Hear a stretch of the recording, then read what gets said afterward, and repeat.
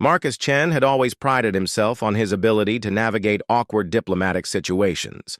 3 years as a human liaison aboard the Galactic Council's flagship had taught him that humor was often the bridge between species that might otherwise misunderstand each other completely. What he hadn't counted on was his mouth getting him into the most complicated situation of his career.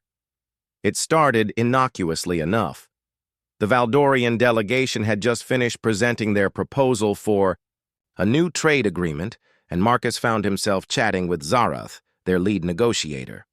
She was tall even by Valdorian standards, with the characteristic silver-blue skin that seemed to shimmer under the station's artificial lighting. Her 4 arms moved with graceful precision as she organized her data tablets, and her large, violet eyes held an intelligence that had impressed everyone in the council chambers. "Your species is remarkably efficient," Marcus had said, watching her work. "The way you process multiple data streams simultaneously while maintaining perfect organizational flow, you'd make a cute wife." The words had tumbled out as they often did when Marcus was trying to be friendly. It was the kind of offhand compliment he might give to a human colleague, meant to acknowledge competence in a light-hearted way. He was already turning to grab his coffee when he noticed the sudden silence. Zarath had gone completely still. Her 4 arms had frozen mid-motion, data tablets hovering in space as if time itself had paused. Her violet eyes were fixed on him, with an intensity that made Marcus's stomach drop. "I accept," she said, her voice carrying a weight that seemed to compress the very air around them. Marcus blinked. "I'm sorry. What?" "Your proposal of matrimonial bonding." "I formally accept." Zarath straightened to her full height, which put her nearly a foot taller than Marcus. "According to Valdorian custom, when a sentient being acknowledges another's worthiness as a life partner and formally requests bonding, the acceptance creates a binding pre-contract." "Wait, no, that wasn't... I was just..." Marcus stammered, his diplomatic training abandoning him entirely. But Zarath was already reaching into her ceremonial pouch, withdrawing what looked like a crystalline device. "I must contact the Matrimonial Council immediately. They will need to prepare the compatibility assessments and bonding ceremonies." "Hold on." Marcus raised his hands, finally finding his voice. "Zarath, I think there's been a massive misunderstanding. In human culture, what I said was just a casual compliment, not a marriage proposal." Zarath's large eyes studied him with what Marcus was beginning to recognize as her analytical expression. "You stated that I possessed qualities that would make me suitable as a spouse, using terminology that indicated affection. In Valdorian society, such declarations are formal proposals." Marcus felt the weight of 3 years of diplomatic training settling on his shoulders. This wasn't just a personal misunderstanding. It could affect human Valdorian relations for decades to come. Refusing a formal proposal could be seen as an insult, but accepting it would mean, well, marriage to someone he barely knew from an entirely different species.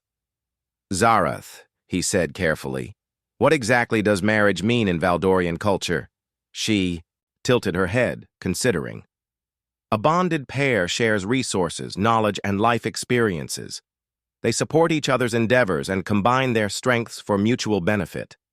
Physical compatibility is assessed scientifically, but emotional and intellectual partnership is considered paramount." Marcus found himself oddly reassured by the practical nature of her explanation. "And if, hypothetically, someone were to honor such a proposal, what would that look like?"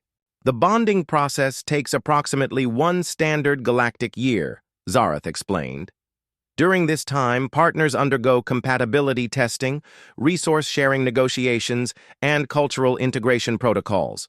If successful, the union is formalized. If not, both parties retain honor and may separate amicably."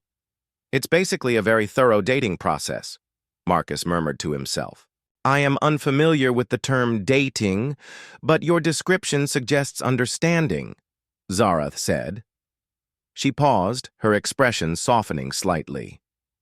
Marcus Chen, I should clarify.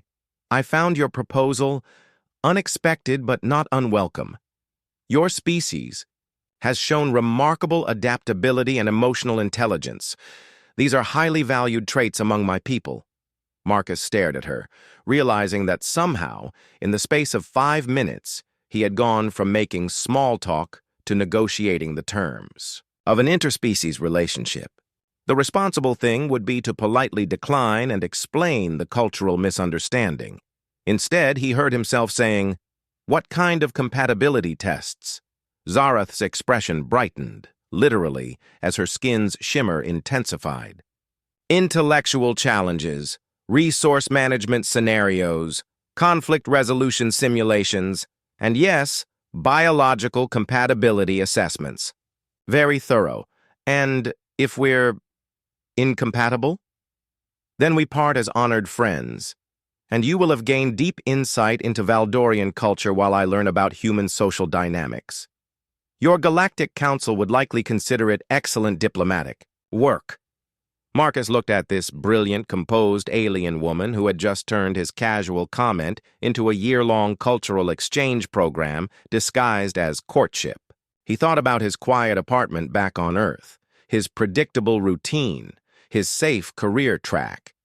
Then he thought about the way Zarath had effortlessly managed 17 different data streams while negotiating trade agreements that would affect billions of beings across 3 star systems. You know what? Marcus said, extending his hand in the human gesture of agreement. Let's see how compatible we are. Zarath looked at his outstretched hand, then carefully took it with one of her 4. Her skin was surprisingly warm, with a subtle texture that reminded Marcus of silk. I believe this arrangement will be most educational, she said. And for the first time since he'd known her, Zarath smiled, an expression that involved a fascinating interplay of facial features Marcus hadn't even known she possessed, as they stood there, hands clasped in the observation deck of a space station orbiting a distant star. Marcus reflected that his mother had always told him his mouth would get him into trouble someday. She'd never mentioned it might also get him, the most interesting year of his life.